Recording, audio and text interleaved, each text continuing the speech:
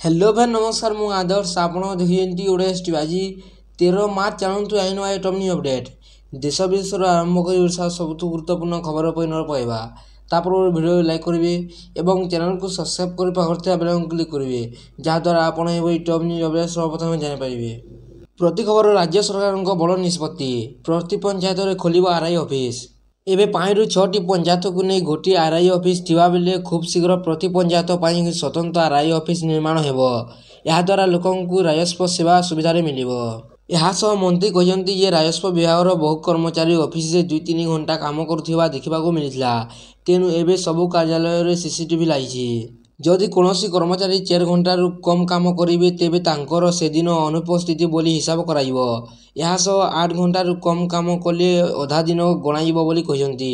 परवर्ती खबर आसिला आलू 3 किलो को 100 टंका एवं राज्य में आलू दर तलमुहा न हो समस्त प्रचेषा जारी रखिंट सरकार। एथिपाई नाफेड जरिया आलू आनी किलो पिछा 30 टंका दर में राज्यवासी को जोगाइबापी कहते जोगाण मंत्री।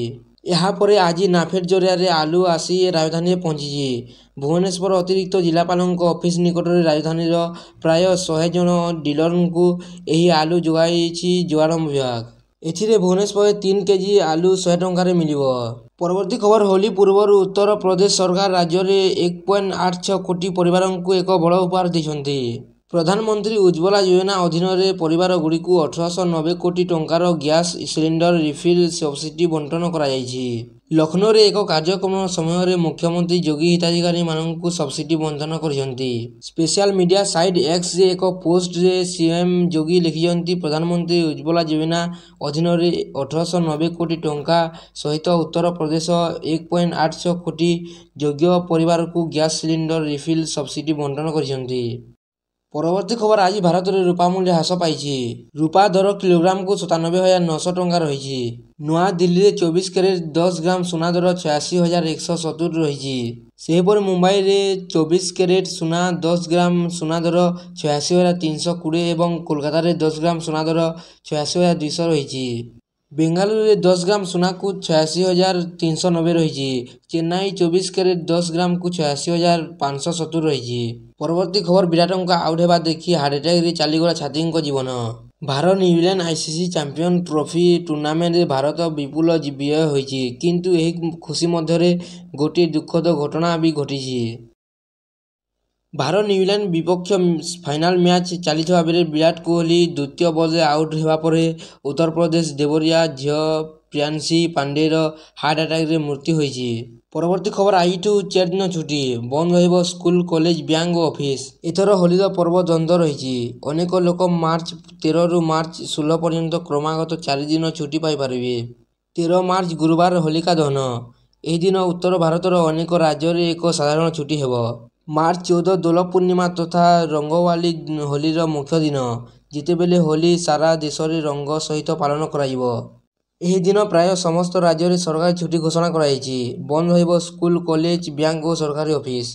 मार्च 15 शनिवार एही दिनटी सप्ताह शेषर अंश हेबो तेणु अधिकांश विद्यालय कॉलेज और कार्यालय बंद रहिबो।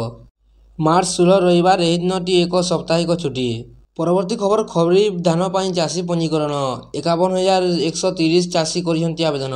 सरकारी सूचना अनुसार जिले जीतिकी चाषी अछंती धान बिक्री करने को सेथिरु केवल 23% चाषी पंजीकरण पाई आवेदन करिसेंती।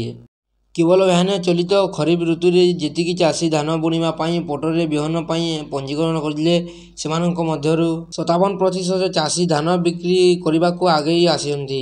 परवर्ती खबर आरबीआई रो बड़ घोषणा खूब शीघ्र मार्केट को आसिबो 100 और 200 टंकिया नोट। भारतीय रिजर्व बैंक खूब शीघ्र 100 और 200 टंकार नूतन नोट जारी करने को जाउछि किंतु डिजाइन में कौन परिवर्तन हेब नाही। एही नूतन नोट गुड़िक गवर्नर संजय माल्होत्रा स्वाक्षर रहिबो बोली आरबीआई सूचना देछि। परवर्ती खबर एक आसी पर बाद पड़े 84,757 अयोग्य हिताधिकारी। एपर्यंत मोट 22,293 अयोग्य राशन कार्ड चिन्हट होइछि। कटकरू सर्वाधिक 2554 कार्ड कटिछि। ବାଲେଶ୍ୱରରେ 1336, ନୟାଗଡ଼ରେ 1618, ଖୋର୍ଦ୍ଧାରୁ 1345 କାର୍ଡ କଟିଛି ବୋଲି ବିଧାୟକ ଅଶ୍ୱିନୀ ପାତ୍ରଙ୍କ ପ୍ରଶ୍ନରେ ଯୋଗାଣ ମନ୍ତ୍ରୀ କୃଷ୍ଣଚନ୍ଦ୍ର ପାତ୍ର ଉତ୍ତର ଦେଇଛନ୍ତି। ପରବର୍ତ୍ତୀ ଖବର ଏୟାରଟେଲ୍ ସହ ହାତ ମିଶାଇଲେ ଏଲନ୍ ମସ୍କ, ଭାରତରେ ଆରମ୍ଭ ହେବ ଷ୍ଟାରଲିଙ୍କ୍ ଇଣ୍ଟରନେଟ୍। ଭାରତ ଏୟାରଟେଲ୍ ଏକ ଗୁରୁତ୍ୱପୂର୍ଣ୍ଣ ନିଷ୍ପତ୍ତି ନେଇଛି। ଭାରତରେ ଷ୍ଟାରଲିଙ୍କ୍ ସ୍ୟାଟେଲାଇଟ୍ ଇଣ୍ଟରନେଟ୍ ଆଣିବା ପାଇଁ ଏୟାରଟେଲ୍ ସ୍ପେସ୍ଏକ୍ସ ସହିତ ଏକ ଚୁକ୍ତି ସ୍ୱାକ୍ଷର କରିଛି। ଏୟାରଟେଲ୍ ଏହାର ଷ୍ଟୋରଗୁଡ଼ିକରେ ଷ୍ଟାରଲିଙ୍କ୍ ଉପକରଣ ବିକ୍ରୟ କରିପାରେ ଏବଂ ବ୍ୟବସାୟଗୁଡ଼ିକୁ ଷ୍ଟାରଲିଙ୍କ୍ ସେବା ପ୍ରଦାନ କରିପାରିବ।